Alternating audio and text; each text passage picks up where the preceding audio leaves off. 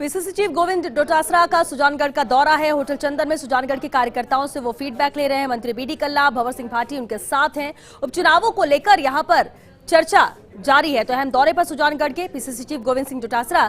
चलिए इस पर बातचीत के लिए सहयोगी लक्ष्मण राघव भी हमारे साथ जुड़ चुके हैं। लक्ष्मण, सुजानगढ़ का दौरा गोविंद सिंह डोटासरा कर रहे हैं, खास बातचीत भी आज आपने उनसे की है, लेकिन कार्यकर्ताओं से फीडबैक ले रहे हैं। क्या जीत को लेकर ही है? किस तरह की भूमिका बना चुकी कांग्रेस, क्योंकि लगातार डटी हुई है इस सीट पर?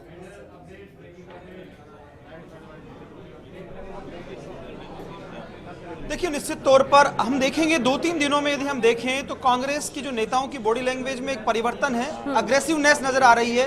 गोविंद सिंह डोटासरा इस वक्त जो है एक होटल में है और देखिए ये एक अच्छी तस्वीर है कि वो खुद बैठकर एक फीडबैक ले रहे हैं। दूसरे मंत्री हैं, डॉक्टर बीडी कल्ला इकोनॉमी दिखाएंगे, भंवर सिंह भाटी हैं और यहाँ के लोकल जो लोग हैं वो हैं, उनके साथ चर्चा की है। कहीं ना कहीं ये कोशिश है कि एकजुटता का मैसेज देने के साथ साथ फीडबैक भी लिया जाए कि सुजानगढ़ में क्या स्थिति है। तो हम उनसे बात कर लेते हैं। दरअसल देखिए, सुजानगढ़ में आज महत्वपूर्ण इसलिए है, भाजपा की एक सभा हुई बड़ी, अनुराग ठाकुर यहां पर आए थे, कुछ दिक्कतें भी वहां पर हुई, कुछ इस तरह के बयान भी आए जो कांग्रेस सरकार की अस्थिरता को लेकर थे। तो इन तमाम मुद्दों पर बात करने के लिए पीसीसी चीफ गोविंद डोटासरा हमारे साथ मौजूद हैं। हम बात शुरू करते हैं। डोटासरा साहब, लंच भी, पॉलिटिक्स भी और एकजुटता का मंत्र भी। देखिए, ये तो राजनीति का हिस्सा है और जो चुनावी स्थिति है वो बहुत अच्छी है।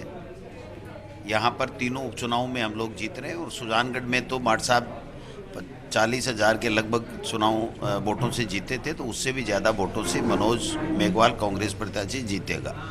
अनुराग ठाकुर की आज सभा थी, बहुत सारे हमले उन्होंने किए। तो मैं तो राजेंद्र जी राठौड़ साहब के शब्दों में पूछना चाहता हूँ कि ये खाला का बाड़ा थोड़ी है जो आप यहाँ आ गए और लोगों ने, किसानों ने काले झंडे ही दिखाए। बंगाल में तो गजेंद्र सिंह जी पिट के आए हैं। ये नहीं हुआ, ये हमारी संस्कृति नहीं है राजस्थान की। अतिथि देवो भव है, यहाँ हम लोग अतिथि का सम्मान करते हैं, लेकिन किसानों की बात नहीं सुनी जा रही है आज 150 दिन से। और ठाकुर साहब वित्त राज्य मंत्री हैं, वो जो नकली पैकेज दिया था उन्होंने, उसके बारे में किसान पूछना चाह रहे हैं, काले कानूनों के बारे में पूछना चाह रहे हैं और जो आप सरकार गिराने का षड्यंत्र कर रहे थे उसके बारे में लोग पूछना चाहते हैं। तो ये खाला का बाड़ा नहीं है जो चाहे जो दिल्ली से आ जाए। अच्छा रहा स्मृति ईरानी जी नहीं आई, नहीं जो महिलाएं थी वो जो सिलेंडर लिए घूमती थी ना, वो जब यूपीए सरकार थी तो वो सिलेंडर लेकर के तैयार थी महिलाएं कि बहन जी आप बताइए अब कहाँ हैं आप। जब 400-450 रुपये गैस का सिलेंडर था तब आप सड़क पे रोटी पोती थी और सिलेंडर लेके बैठती थी। आज 1,000 रुपये का सिलेंडर हो गया है। गजेंद्र शेखावत ने कहा है कि यदि राजेंद्र राठौड़ साथ दें तो 2.5 साल नहीं चलेगी कांग्रेस सरकार, 2.5 साल भी नहीं चलेगी। मैं तो कह रहा हूँ ना, ये 8 मुख्यमंत्री बने बैठे हैं। गजेंद्र सिंह राठौड़ साहब ये कहना चाह रहे हैं कि आप मेरे को मुख्यमंत्री मान लो। इसका मतलब ये है कि आप मेरे को मुख्यमंत्री मान लो राजेंद्र राठौड़ साहब। राठौड़ साहब कह रहे हैं मैं कैसे मान लूँ, मैं कितनी बार जीता हूँ, आप तो दूसरी बार ही एमपी बने हो।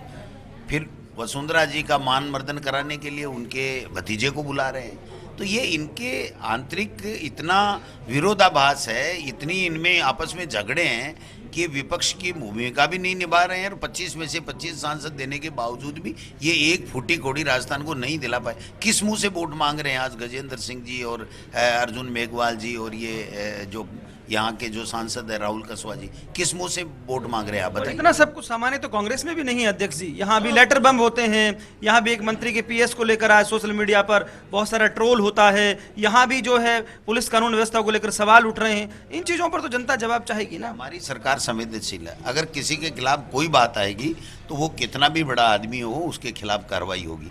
आपने देखा होगा कि जब यूपीए की सरकार थी तो कोई आरोप लगते थे तो तत्काल उस मंत्री का इस्तीफा होता था। इस 7 साल में किसी मंत्री का इस्तीफा हुआ है कि कितने बड़े बड़े आरोप लगाए। और अब तो जो राफेल घोटाला है वो प्रधानमंत्री जी के लिए प्रमाणित हो गया, क्योंकि वहाँ के विदेश के मीडिया ने ये कह दिया कि इतने रुपए जो है वो पता नहीं, वो तो मैं तो गिन ही नहीं सकता इतने पैसे, कि इतने पैसे भारतीय बिचौलियों को दिए गए।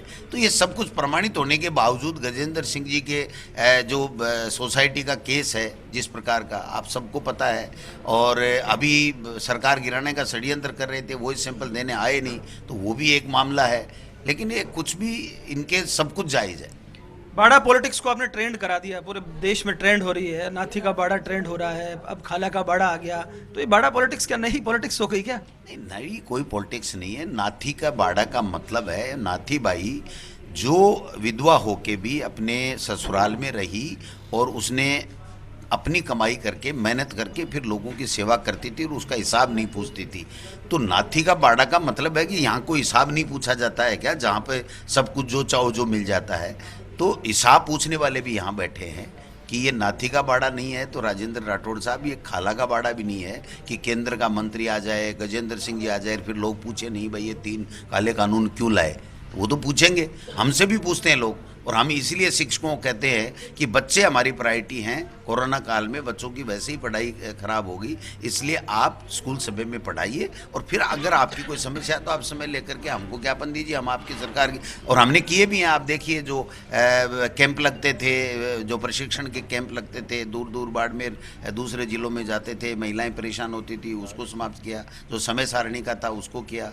इंग्लिश मीडियम के स्कूल किए, टीचर्स की डीपीसी करवाई, इनकी नियुक्ति कर रहे हैं हम लोग। ये अटका के चले गए थे, कहाँ हेडमास्टर 10वीं के थे, कहाँ व्याख्याता की भर्ती परीक्षा थी, आपने देखा। आप कह रहे हैं ये काम किए, पर ये एग्रेसिवनेस कहीं शिक्षकों को नाराज तो नहीं कर देगी ना? नहीं, नाराज। मैं शिक्षक का बेटा, मेरी धर्मपत्नी शिक्षिका, शिक्षक का जितना मैं सम्मान करता हूँ, मैं शिक्षक के घर में पैदा हुआ हूँ। मैं समझता हूँ बीजेपी में तो ऐसा कोई नेता ही नहीं है। देवनानी जी को देखा नहीं था आपने किस तरीके से एमएलए के ही थप्पड़ मार देते, एमएलए उनके थप्पड़ मार देता, शिक्षक उनके दर्शन नहीं कर पाते थे। मेरे यहाँ तो सारे दिन शिक्षक ही रहते हैं। मैं जिस कॉलोनी में रहता हूँ हर घर में शिक्षक है।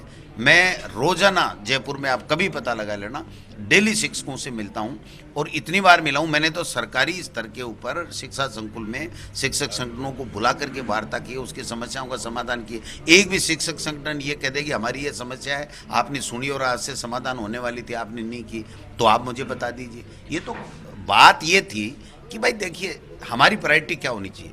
हमारे ऊपर शिक्षकों को साथ लेने की भी जिम्मेदारी है, लेकिन हमारे ऊपर उन बच्चों को पढ़ाने की भी जिम्मेदारी है। सरकार ट्रस्टी है और सबका ध्यान नहीं रखेगी तो फिर एक अकेले के ध्यान में कैसे? गलत तरीके से कोट किया गया कहना चाहिए। आरएलपी पर एक सवाल ले लेते हैं। लगातार ट्वीट आ रहे हैं, आरएलपी के हनुमान बेनीवाल बोल भी खूब रहे हैं, तो क्या कहेंगे? कुछ लोग ये भी कह रहे हैं कि पहले वो भाजपा की बी टीम थी, आजकल कांग्रेस की ए टीम हो गई है।